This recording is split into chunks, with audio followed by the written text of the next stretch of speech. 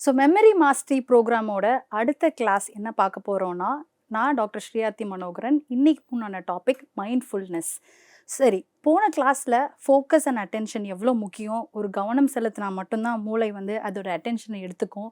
நம்ம படிக்கிற விஷயங்கள்லாம் மேலோட்டமாக படித்தா மெமரியில் ஸ்டோர் ஆகாது. புரிதலோட, ஆழமான புரிதலோட, டீப்பர் அண்டர்ஸ்டாண்டிங்கோட படித்தா மட்டும்தான் நம்ம பிரெயினில் புரியும், அண்டர்ஸ்டாண்ட் ஆகும், மெமரியில் ஸ்டோர் ஆகணுன்ற விஷயத்த போன கிளாஸில் பார்த்தோம். இன்னைக்கோட டாப்பிக்கோட பேர் மைண்ட்ஃபுல்னஸ். மைண்ட்ஃபுல்னஸ் அப்படின்னா மன கவனம். நம்ம படிக்கிற விஷயத்துலையும் இருக்கும் சரி, நம்ம எந்த ஒரு செயலை செய்தாலும் சரி, அதில் மன கவனத்தோட நம்ம செய்கிறோமா அப்படின்றதான் இன்னையோட கிளாஸ் 2 டாபிக். ஸோ மைண்ட்ஃபுல்னஸ் என்ன பண்ணும், மன கவனம் என்ன பண்ணும்னா, முதல்ல அது என்ன பண்ணும், அமைதியான மனம் கொடுக்கும், ஒரு நல்ல கவனம். ஸோ நம்மளோட மனம் வந்து ரொம்ப அமைதியாக இருக்கணும், ஒரு காம் மைண்டாக இருக்கணும், எந்த ஒரு டிஸ்ட்ராக்ஷன்ஸ் இல்லாமல் இருக்கணும். படிக்கணும்னு நினைக்கும் போது இந்த டாபிக் எதுக்காக நான் படிக்கணும், ஓகே நான் டிஎன்பிஎஸ்சி எக்ஸாம் எழுத போகிறேன், எக்ஸாம் எழுதுனா என்ன ஆகும், எனக்கு ஒரு ஜாப் கிடைக்கும். அப்போ வெளியில் பார்க்கும்போது நிறைய பேர் என்ன மாதிரி படிக்கிறாங்க. அப்போ அதுலேருந்து நான் எலிமினேட் ஆகிடக்கூடாது. இது எல்லாமே எலிமினேஷன் எக்ஸாம் தான். இப்போ லட்சக்கணக்கான பேர், 20 லட்சம் பேர் எக்ஸாமினேஷன் எழுதினோடனே எல்லாத்துக்குமே 20 லட்சம் போஸ்டெல்லாம் கவர்மெண்ட்னால கிரியேட் பண்ண முடியாது. ஒரு 10,000 போஸ்ட் வச்சுருக்காங்க அப்படின்னா, அந்த 10,000ல் நான் ஒரு ஆளாக மாறணும் அப்படின்னா, எனக்கு என்னோட மைண்டில் முதல்ல ரொம்ப மைண்ட்ஃபுல்னஸ் முக்கியம். நான் எதை நோக்கி படிக்கணும், என்ன படிக்கணும், எந்த வேலைக்கு போகிறதுக்கு, இந்த எக்ஸாம் எழுதுறதுக்கு என்னென்ன சிலபஸ் இருக்குது, இந்த மாதிரி ஒரு மன கவனத்தோடு நம்ம ஃபோக்கஸ் பண்ணோம் அப்படின்னா நம்மளோட பிரெயினில் ஃபோக்கஸ் வந்து இன்க்ரீஸ் ஆகும், கவனம் வந்து இன்க்ரீஸ் ஆகும். அது மட்டும் இல்லாமல் இப்போ இந்த ஃபோக்கஸ்னாலையும் நம்மளோட மெமரி இன்க்ரீஸ் ஆகிறதுனாலையும் நம்ம அடுத்து என்ன விஷயம் பண்ணுவோன்றதை தெரிஞ்சுக்குவோம். இப்போ ஆனால் ஒரு ஃபேக்ட் சொல்கிறேன். இப்போ ஸ்டூடெண்ட்டோட ரியாலிட்டி என்ன, மாணவர்களோட யதார்த்தமான விஷயங்கள் என்ன அப்படின்னு பார்த்தீங்கன்னா, கண்டிப்பாக சொல்கிறேன், நம்மளோட மூளை 70,000 எண்ணங்கள் மேலே யோசிச்சுட்ருக்கு. அது மட்டும் இல்லாமல் ஸ்டூடெண்ட்ஸு, காலேஜ் ஸ்டூடெண்ட்ஸாக இருக்கட்டும், ஆஸ்பிரன்ஸாக இருக்கட்டும், கவன சிதறல்கள் அதிகமாக இருக்கும். மனம் எப்பொழுதும் வந்து அலைந்து கொண்டே இருக்கும். இது பண்ணணுமா, அது பண்ணணுமா, இந்த வேலை பார்க்கணுமா, இது பண்ணணுமா அப்படின்னு நிறைய விஷயங்கள் வந்து மைண்டு வந்து ஆல்வேஸ் வாண்டரிங் பண்ணிக்கிட்டே இருக்கும். மனம் வந்து அலைந்து கொண்டே இருக்கும். அப்போ எக்ஸாம்ஸை பற்றி நினச்ச உடனே என்ன ஆகிடும், இப்போ ஒரு டிஎன்பிஎஸ்சி நினச்ச உடனே ஐயோ அதில் எவ்வளோ மார்க் வாங்குவேன், இதில் எவ்வளோ படிக்க வேண்டியது இருக்குது, இதனால் என்ன ஆக போகுது, நான் மார்க் வாங்கினா என்ன ஆக போகுது, மார்க் கம்மியாக வாங்கிட்டேன்னா எனக்கு வந்து செலெக்ஷன் ஆகலைன்னா என் ஃப்யூச்சர் போயிடுமே, எனக்கு சம்பாதிக்க முடியாது, எனக்கு உன்னான கவர்மெண்ட் வேலை கிடைக்காது, என் குடும்பமே என்னை நம்பி இருக்கே. இந்த மாதிரி நிறைய விஷயங்களை, தேர்வு பற்றி, மதிப்பெண் பற்றி, எதிர்காலம் பற்றிய கவலை வந்து என்ன பண்ணுன்னா நம்மளோட பிரெயினில், நம்மளோட மூளையில், ஒரு மாணவனாக இருந்தால் நம்மளோட விஷயங்களை வந்து அது ரியாலிட்டியை அஃபெக்ட் பண்ணும். அது மட்டும் இல்லாமல் நம்மளால் உட்காந்து இந்த பிரச்சனைகள்லாம் இருக்கறனால கண்டிப்பாக we cannot able to sit and study calmly. கண்டிப்பாக வந்து ஃபோக்கஸ்டாக நம்ம படிக்க முடியாது. அப்போ அமைதியாக நம்மளால் உட்காந்து அந்த கவனத்தை செலுத்த முடியாது. அப்போ என்ன பண்ணலாம் அப்படின்னா, சரி மனம் அலைப்பாயுது தெரியும், எனக்கு நிறைய தாட்ஸ் இருக்குது, நிறையா வந்து ஃபெயிலியர்ஸ் இருக்குது, நிறைய ஃபெயிலியர்ஸ் இருக்குது, தோல்வி பயம் இருக்குது. மற்றவங்களுக்கு வந்து இப்போ வீட்டில் என்ன சொல்லுவாங்க, பாரு அவனுக்கு வந்து கவர்மெண்ட் வேலை கிடச்சி உள்ளே போயிட்டான், நீ எக்ஸாம் படிச்சுட்டு இருக்க, உனக்கு கிடைக்குமா அப்படின்னு பெரியவங்க மற்றவங்க கம்பேர் பண்ணுவாங்க. இந்த மாதிரி விஷயங்கள் பண்ணும்போது, அதே மாதிரி மொபைல் ஃபோனை கான்ஸ்டண்ட்டாக யூஸ் பண்ணிகிட்டு இருக்கும்போது மொபைலில் வந்தனால நம்மளோட மெமரியில் வந்து எந்த விஷயமும் ஸ்டோர் ஆக போகிறது இல்லை. மேலோட்டமான விஷயங்கள்லாம் இருக்கிறதுனால இந்த பிரச்சனைகள்னால நம்மளால் படிப்பு மேலேயும் சரி, நம்மளுடைய என்ன விஷயத்த கவனம் செலுத்துகிறோமோ அந்த விஷயத்தில் நம்மளால் ஃபோக்கஸ்டாக இருக்க முடியாது. காரணம், மனம் வந்து எப்போதுமே அலைப்பாஞ்சிட்ருக்கு. இப்போ இந்த அலைப்பாஞ்சிட்ருக்க மனசை நம்ம எப்படி பண்ண முடியும், இதனால் என்ன எஃபெக்ட்ஸ் வருது, நம்ம இந்த ஸ்ட்ரெஸ்ஸுனால நம்மளோட மெமரியில், இந்த மன அழுத்தத்தினால நினைவாற்றல் மீதான விளைவுகள் என்னென்ன அப்படின்னு பார்த்தீங்கன்னா, ஃபஸ்ட்டு ஸ்ட்ரெஸ் பிளாக்ஸ் லேர்னிங். இந்த பிரச்சனை, இந்த மாதிரி பயம், இந்த ஸ்ட்ரெஸ்ஸே என்ன பண்ணுவோம்னா மன அழுத்தம் வந்து கற்றலை வந்து தடுக்குது. முதல்ல உங்களால் பயத்தினால படிக்கவே முடியாது, ஸ்ட்ரெஸ்ஸுனால படிக்கவே முடியாது. அப்போ மூளையில் அது ஸ்டோரே ஆகாது. ரெண்டாவது விஷயம், ஆன்சைட்டி ரெடியூசஸ் ரீகால். இப்போ கோவமாக இருக்கீங்க, யாரோ உங்களை திட்டாங்க அப்படின்னா அந்த இடத்துல நீங்கள் உட்காந்து, யாரோ திட்டிகிட்டே இருக்காங்க, படிக்கிறியா, உனக்கு அறிவு இருக்கா, இதுவா அப்படின்னு யாரோ திட்டிகிட்டே இருக்காங்க. அப்போ அவங்க என்னதான் திட்டிகிட்டே இருந்தாலும் உங்களால் உங்கள் மெமரியில் அந்த விஷயத்தை, படிக்கக்கூடிய விஷயங்களை பதிய வைக்க முடியாது. இது எப்போ அஃபெக்ட் பண்ணுன்னா, எக்ஸாம் பேப்பரில் நீங்கள் படித்த விஷயத்தை ஞாபகப்படுத்தி பார்க்கும்போது கண்டிப்பாக அது மூளையில் ரீகால் பண்ணவே முடியாது. ஏன்னா அந்த இடத்துல யாரோ ஒருத்தர் உங்களை திட்டிகிட்டு இருந்ததுனால உங்களுக்கு அங்கே ஏற்பட்டு இருக்கக்கூடிய கோவம், ஆன்சைட்டி, பதட்டம் என்ன ஆகும்னா உங்களோட நினைவாற்றலில் நீங்கள் கற்ற விஷயங்களை ரீகலெக்ட் பண்ணக்கூடாது. அதனால தான் யார் மாணவராக இருக்கட்டும், எந்த படிப்பாக இருக்கட்டும், எந்த தேர்வாக இருக்கட்டும், JEE நீட் என்ன தேர்வாக இருக்கட்டும், அவங்க படிக்கிறாங்கன்னும் போது பெற்றோர்களாகிய நாம் என்ன பண்ணணும்னா அவங்கள திட்டக்கூடாது, அவங்கள இந்த வார்த்தைகளை யூஸ் பண்ணி அவங்கள வந்து ஹர்ட் பண்ணிகிட்டே இருக்காதீங்க. படிக்கிறாங்களா விட்டுருங்க, படித்து முடிச்சும் உன் டைமை கொடுங்க, அவங்க படித்து முடிச்சுட்டு அவங்க மெமரியில் ஸ்டோர் பண்ணிட்டு வரட்டும். வந்ததுக்கப்புறம் கூப்பிட்டு வச்சு, பா நீ என்ன படித்த, ஒரு ஃப்ரெண்ட்லியாக எனக்கும் சொல்ல, நான் சில விஷயங்கள் தெரியாமல் இருக்கலாம், அதை நான் உங்ககிட்ட தெரிஞ்சுக்கிறேன், நீ படித்த விஷயத்தினால நீ நான் இதை கற்றுக்கிறேன் அப்படின்னு சொல்லும்போது அந்த குழந்தைக்கு ஓகே நம்ம பேரண்ட் வந்து நம்மளை திட்டலை, கேள்வி கேட்கலாம், ஆனால் படித்த விஷயத்த உப்பின்னு சொல்லி திட்டி கொட்டி அடித்து நீங்கள் பண்ணிங்கனாலும் அது உங்கள் மெமரியில் ஸ்டோர் ஆகாது. நீங்கள் அந்த இடத்துல என்ன பண்ணும், ஃப்ரெண்ட்லியாக எனக்கு தெரியல, தெரிஞ்சிருந்தாலும் நீங்கள் எவ்வளோ பெரிய ஆளாக வேணா இருங்க, தெரியல நீ எனக்கு சொல்லு அப்படின்னு சொல்லும்போது அந்த இடத்துல ஒரு டீச்சர் ரோல் அவங்க எடுக்கும்போது ஐயோ நான் இதுக்காகவும் இன்னும் கான்சன்ட்ரேட்டடாக படிக்கணும் அப்படின்ற மாதிரி அவங்களோட மெமரியில் அதை ரீகலெக்ட் பண்ண முடியும். ஸோ கோவப்படாதீங்க, திட்டாதீங்க, எந்த உணர்வையும் வைக்காதீங்க. இதெல்லாம் வச்சிங்கன்னா கண்டிப்பாக அவங்க என்ன படித்தாங்களோ அவங்க மூளையில் அது அண்டர்ஸ்டாண்ட் ஆகவும் போகிறதில்ல, மெமரியில் ஏறவும் போகிறதில்ல. இதனால என்னென்னா பிரெயின் என்ன பண்ணுவோன்னா ஒரு சர்வைவல் மோடுக்கு போயிடுது. இந்த பிரச்சனையை வருது, என்னை திட்டிகிட்டே இருக்காங்க. சில பசங்களாம் என்ன பண்ணுறாங்க, இப்போ என்ன பண்ணுறாங்கன்னா ஸ்ட்ரெஸ்ஸு ஜாஸ்தி ஆயிடுச்சுன்னா உடனே போய் படுத்து தூங்கிடுறது, படிக்கிறதுல கான்சென்ட்ரேட் பண்ணல, இல்லை புக் எடுத்து படிக்கிற டைம்லேயே தூங்கி தூங்கி விழுகிறது. இதுக்கெல்லாம் காரணம் என்னென்னா என் பிரெயின் அந்த நேரத்தை காப்பாற்றணுமே தவிர, அந்த இடத்துல நான் சர்வை பண்ணணுன்னு தான் யோசிக்குமே தவிர அதில் ஏற்படக்கூடிய மெமரியோ இல்லை ஃபோக்கஸோ அட்டென்ஷனோ எதுவுமே இன்க்ரீஸ் ஆகாது. அப்போ இந்த மைண்ட்ஃபுல்னஸ் எப்படி கொண்டு வரது, நினைவாற்றலை நான் வந்து எப்படி கொண்டு வரணும்? அப்போ நினைவாற்றல்னால் என்ன நம்ம தெரிஞ்சுக்கணும், மைண்ட்ஃபுல்னஸ்னால் என்னன்னு தெரிஞ்சுக்கணும். மைண்ட்ஃபுல்னஸ்னால் இப்போ எனக்கு முன்னாடி ஒரு சிக்கன் பிரியாணி பிளேட் இருக்குது, நான் அதை பார்த்தோன்னே நேற்று சாப்பிட்ட தோசையை பற்றி யோசிச்சுட்டுலாம் சாப்பிட மாட்டேன். இன்றைக்கி அந்த பிரியாணியோட ஃப்ளேவர் என்ன, அது டேஸ்ட் என்ன, அது எவ்வளோ டேஸ்டியாக இருக்குது, அது என் வயிற்றுக்குள்ளே எப்படி போகுது அப்படின்ற மாதிரி அந்த பிரியாணியை ஒரு எமோஷனோட கலந்து நான் ஒரு ரிலாக்ஸ்டாக ஃபோக்கஸ்டாக அந்த இடத்துல சாப்பிட்ற நேரத்தை மட்டும்தான் கவனம் செய்கிறேன்.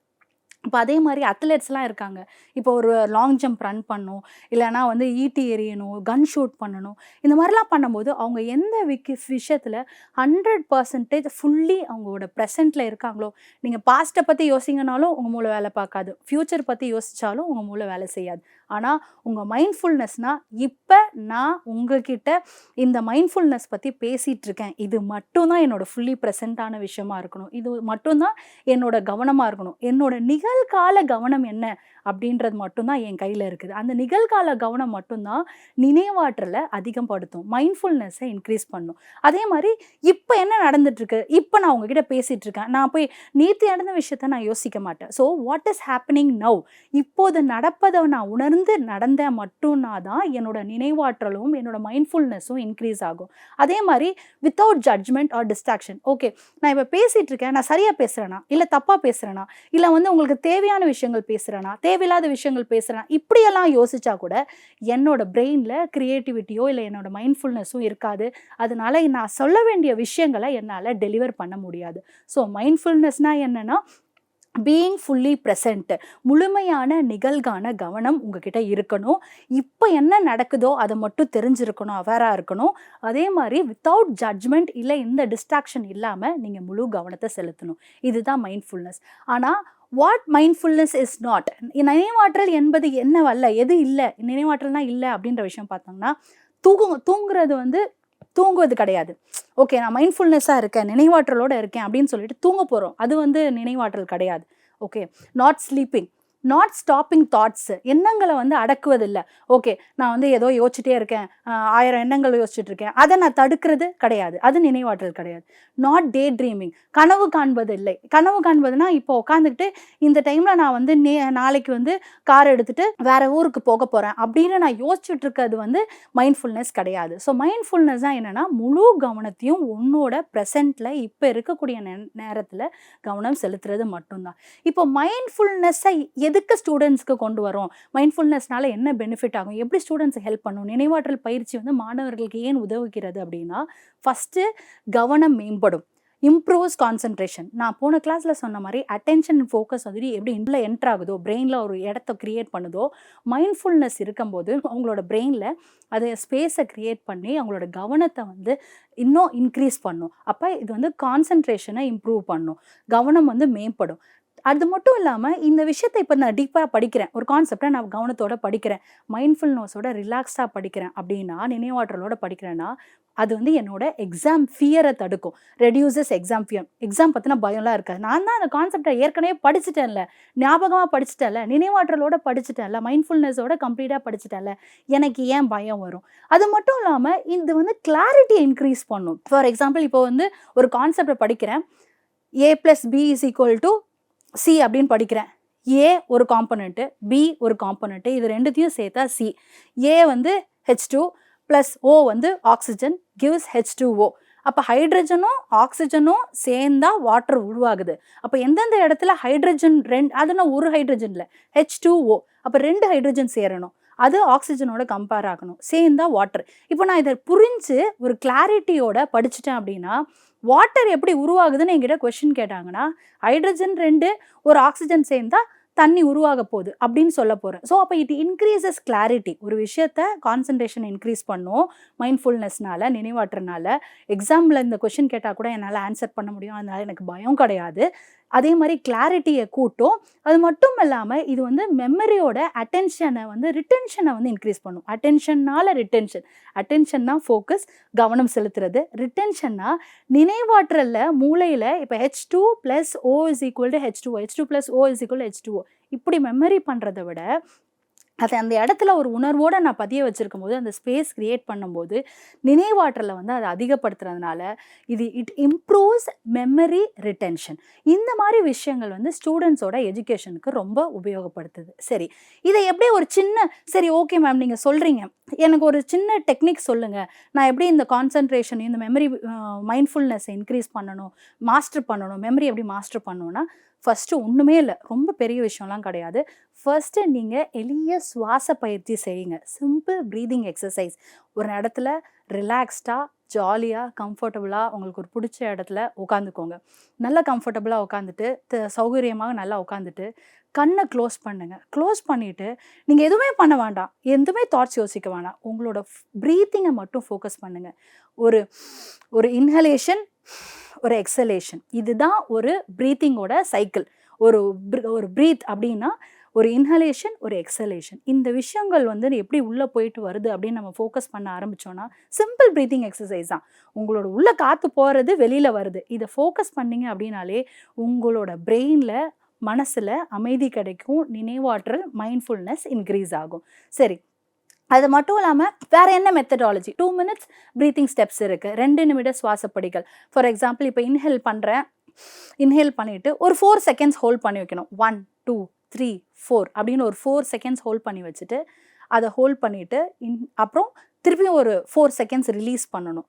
இப்போ மூச்சை வந்து ஒரு 4 வினாடிகள் நீங்கள் இழுக்கணும், ஹோல்டு பண்ணணும், அப்புறம் ஒரு 2 வினாடிகள் ஹோல்ட் பண்ணதை 4 வினாடிகள் நீங்கள் ரிலீஸ் பண்ணணும். இந்த மாதிரி 2 minute ப்ரீத்திங் ஸ்டெப்ஸ் பண்ணுறதுனாலையும் அப்போ உங்களுக்கு என்னென்னா மற்ற எந்த தாட்ஸுமே யோசிக்காது, உங்கள் பிரெயின் வந்து வேறு என்ன எண்ணங்களுக்குமே அலைப்பாயாது. அவங்களால உங்களோட மைண்ட்ஃபுல்னஸ் ஜாஸ்தி ஆகும், உங்களோட நினைவாற்றல் இன்க்ரீஸ் ஆகும்.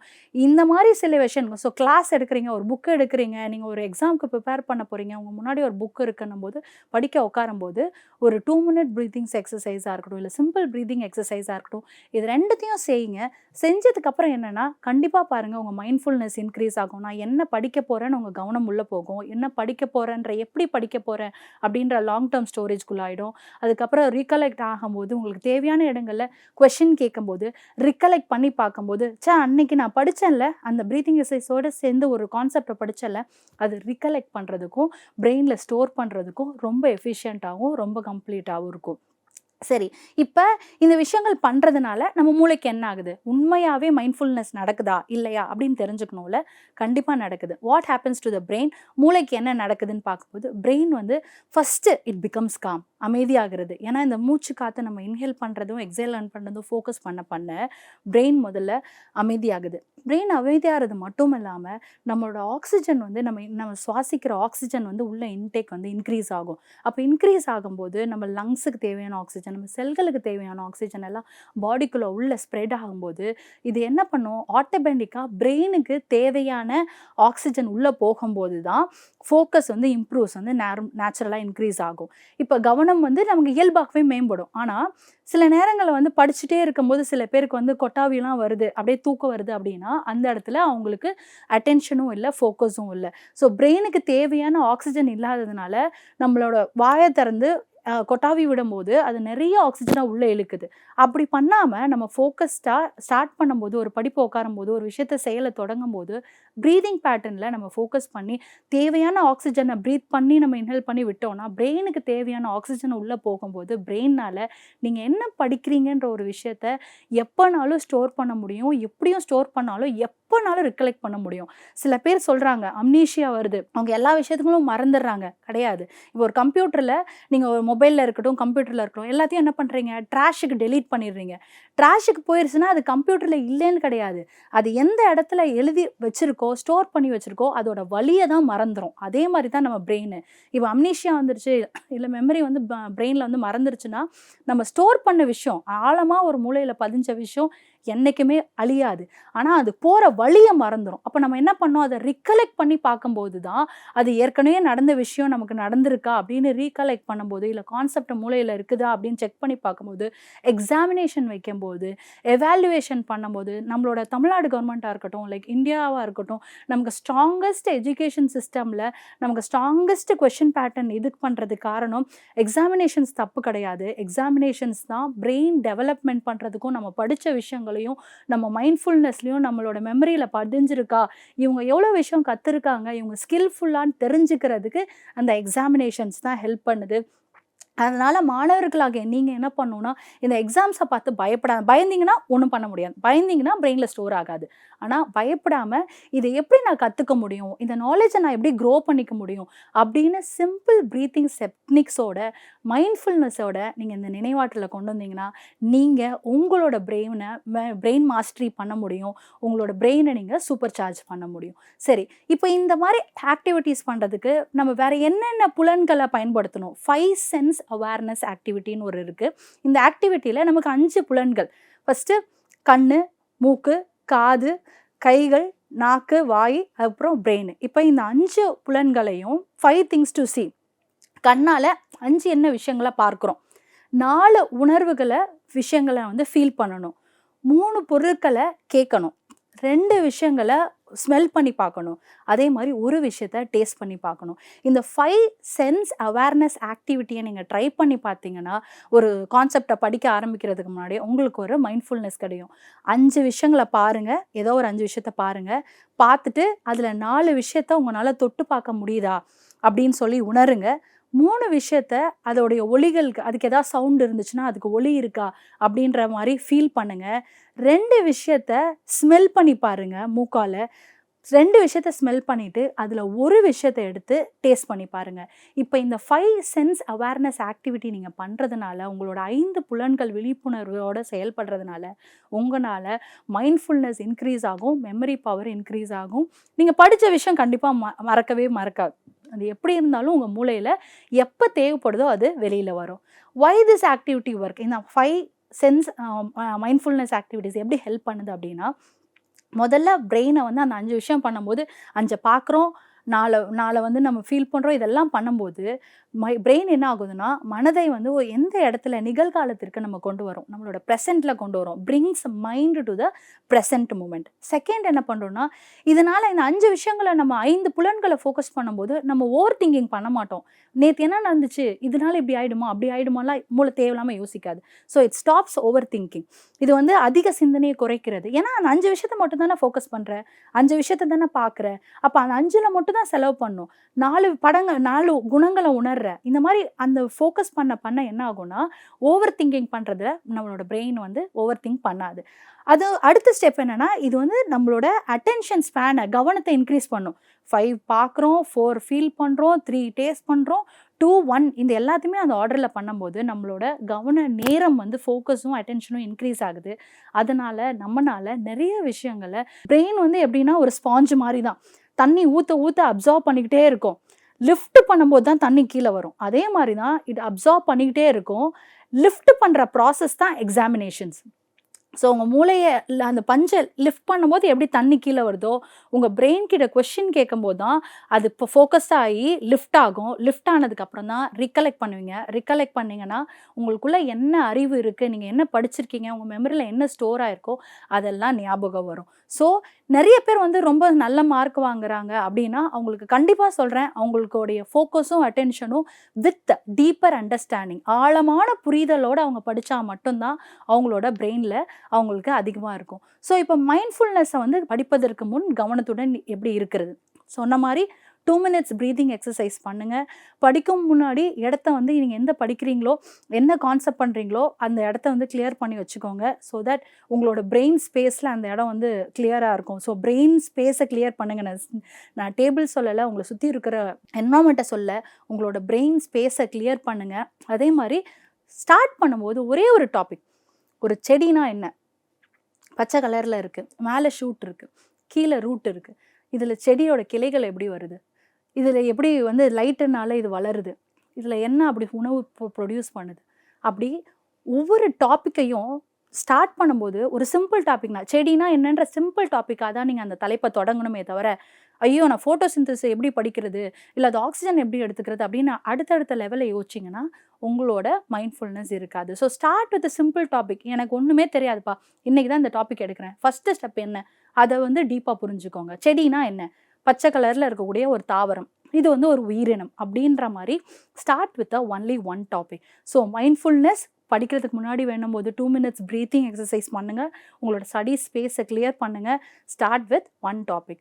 மைண்ட்ஃபுல்னஸ் டியூரிங் எக்ஸாம்ஸ் வந்து தேர்வுகளின் போது கவனத்துடன் நம்ம எப்படி இருக்கணும் அப்படின்னா, first slow breathing before paper. Question பேப்பரை பார்த்தோன்னே நமக்கு எதுவுமே ஞாபகம் இருக்காது. கீப் இட் இன் மைண்ட், எதுவும் ஞாபகம் இல்லைன்னு ஒன்று நீங்கள் படிக்கலன்னு கிடையாது, உங்கள் மெமரியில் இல்லைன்னு கிடையாது. ஸோ ஃபஸ்ட்டு உங்களோட கவனத்தை மைண்ட்ஃபுல்னஸ் கொண்டு வாங்க, நினைவாற்றலை வந்து ப்ரெசென்ட்டில் கொண்டு வாங்க. எனக்கு முன்னாடி ஒரு கொஷின் பேப்பர் கொடுத்துருக்காங்க, இதை நான் ஏற்கனவே படிச்சிருக்கேன் அப்படின்னு சொல்லி ஒரு ஸ்லோ ப்ரீதிங் எடுத்துக்கோங்க எக்ஸாமினேஷனை பார்த்ததுக்கப்புறம். அடுத்து கொஷின்ஸை மைண்ட்ஃபுல்னஸோட ரொம்ப கவனமாக, இந்த கொஷின் என்ன கேட்டிருக்காங்க, H2+O சேர்த்தா என்ன கிடைக்கும் அப்படின்னு கேட்குறாங்கன்னா H2O ஏற்கனவே நம்ம படித்தது தான். அப்போ ரீட் த கொஷின்ஸ் மைண்ட்ஃபுல்லி, கான்சன்ட்ரேஷனோட ஃபுல் கவனத்தோட படிங்க. சில பசங்களாம் என்ன பண்ணாங்கன்னா கொஷின் பேப்பரை பார்த்தோன்னே ஞாபகம் வரலன்னொடனே இந்த கொஷின் அந்த கொஷின், ஐயோ திருப்புவாங்க, வேக வேகமாக கொஷின் பேப்பரை திருப்பி பார்த்து முடிச்சுட்டு எனக்கு ஒன்றுமே தெரியாது அப்படின்னு வச்சுருவாங்க. அந்த தப்பை பண்ணாதீங்க. ஒரு கொஷின் பேப்பர் இருக்குங்கன்னா உங்களோட கான்சன்ட்ரேஷன் அந்த ஃபஸ்ட்டு கொஷின். இப்போ நீட் எக்ஸாமினேஷன் எடுத்திங்கன்னா 180 மினிட்ஸு 180 கொஷின்ஸ் கொடுத்துருக்காங்க. நம்ம பசங்க என்ன பண்ணுவாங்களா, டக்குன்னு ஒவ்வொரு கொஷின் பேப்பராக திருப்பி திருப்பி பார்ப்பாங்க. பார்த்துட்டோம்லேயே அவனுக்கு ஒரு 10 நிமிஷம் போயிடும். அப்போ மீதி இருக்கிற 10 கொஷினுக்கு முன்னாடி டைம் போயிடுச்சு. அப்போ 170 மினிட்ஸ் இருக்குது, 170 கொஷின்ஸ் தான் ஆன்சர் பண்ண முடியும். அதில் அந்த பதட்டத்தில் ஏற்கனவே படித்த கொஷின்ஸ் எல்லாம் கொஞ்சம் அவனுக்கு பதட்டத்தில் ஞாபகம் இல்லாத மாதிரி இருக்கும்போது அடுத்த ஃபஸ்ட்டு கொஷின்ஸை தப்பாக எழுதுறான். 4 மார்க் மைனஸ் மார்க், 4 மார்க் தப்பு, -1 மார்க்கு. இப்போ இந்த விஷயங்கள்லாம் அப்படியே போக போக கடைசியில் பார்த்தீங்கன்னா, கடைசி 5 நிமிஷம் என்ன பண்ணுவான், இருக்கிற எல்லா கொஷினையுமே கடகடன்னு டிக் பண்ண ட்ரை பண்ணுவான். அப்போ அட்டன் பண்ணது 100 கொஷின், அதில் வந்து தப்பு விட்டது 80 கொஷின். அப்போ இதோட மைனஸ் மார்க் பண்ணும்போது ரேங்கிங்கில் ஜஸ்ட்டு பாஸ் தான் வராங்க. நிறைய பசங்க 100 குவாலிஃபையிங் மார்க் ஃபார் நீட் வந்து மேக்ஸிமம் 100 இருக்குது அப்படின்னா அந்த 100 மார்க்கை கூட எடுக்க முடியல. காரணம் என்னென்னா, இவங்களுடைய எக்ஸாமினேஷன் முன்னாடி அவங்க மைண்ட்ஃபுல்னஸ் இல்லாததுனால, அவங்களோட ஃபோக்கஸ் பண்ணாதனால, கொஷின் பேப்பரை ரீட் பண்ணி அவங்க வந்து மைண்ட்ஃபுல்லாக ரீட் பண்ணாதனால, அவங்க காமாக இல்லாததுனால இந்த எக்ஸாம் ஹால்குள்ளே போய் பதட்டத்தில் அவங்க ஆன்சர் பண்ண படிச்சிருக்கலாம், தெரிஞ்ச கொஷினாக இருக்கலாம், மூளையில் ஸ்டோர் பண்ணிக்கலாம், கவனத்தோடு படிச்சிருக்கலாம். ஆனால் ரீப்ரொடைஸ் பண்ணும்போது, ரீகால் பண்ணும்போது அவங்களுக்கு எதுவுமே ஆன்சர் பண்ணாது. காரணம் பயம். ஸோ இதை ஓவர் கம் பண்ணி மைண்ட்ஃபுல்னஸோட எக்ஸாமினேஷன் ஹேண்டில் பண்ணிங்கன்னா கண்டிப்பாக பிரெயினில் ஸ்டோர் பண்ண முடியும். அது மட்டும் இல்லாமல் நாங்கள் உங்களுக்கு ஒரு 5 மினிட் ப்ராக்டிஸ் பிளான் கொடுக்குறேன். மார்னிங் 2 நிமிஷம் எந்திரிங்க, உட்காந்துட்டு 2 நிமிஷம் ப்ரீத்திங் பண்ணுங்கள், 1 நிமிஷம் அவேர்னஸாக உட்காருங்க, நான் என்னென்ன படித்தேன் அப்படின்றத ரெக்கலெக்ட் பண்ணுங்கள், திருப்பி 2 நிமிஷம் ப்ரீத் பண்ணுங்கள். இந்த 5 மினிட் ப்ரீத்திங் எக்ஸசைஸ் மூலமாக காலைல எந்திரிச்சு உட்காந்து, இது நான் படித்தேன், ஏதோ படிச்சிருக்கேன், அந்த படித்த விஷயங்கள்லாம் என்னன்னு ஒரு 2 மினிட்ஸ் ப்ரீத் பண்ணி இன்ஹேல் பண்ணி எக்ஸேல் பண்ணி அதை யோசிச்சு பாருங்கள். அப்படியே ஒரு 1 நிமிஷம் உட்காருங்க, இன்னும் ஒரு 2 நிமிஷம் அதை வந்து ப்ரீத் பண்ணி காம் பண்ணுங்கள். இப்படி பண்ணும்போது இந்த 5 மினிட் ப்ராக்டிஸ் பிளான் பண்ணும்போது பிரெயின் வந்து இன்னும் அதிகமான விஷயங்களை ரெக்கலெக்ட் பண்ணும். ஸோ இந்த கிளாஸ் 2ஓட மைண்ட்ஃபுல்னஸ் நினைவாற்றலுடைய மெமரி மாஸ்டரி டெக்னிக் மூலமான இந்த ப்ரோக்ராமில் கிளாஸ் 2ஓட சுருக்கம் என்னன்னு தெரிஞ்சுக்கிட்டிங்கன்னா, calm the mind learn faster, அமைதியான மனம் வேகமாக கற்கும், mindfulness reduces stress, memory improves naturally. So a calm mind is a powerful mind. அமைதியான மனமே வலுவான மனம். Thank you so much.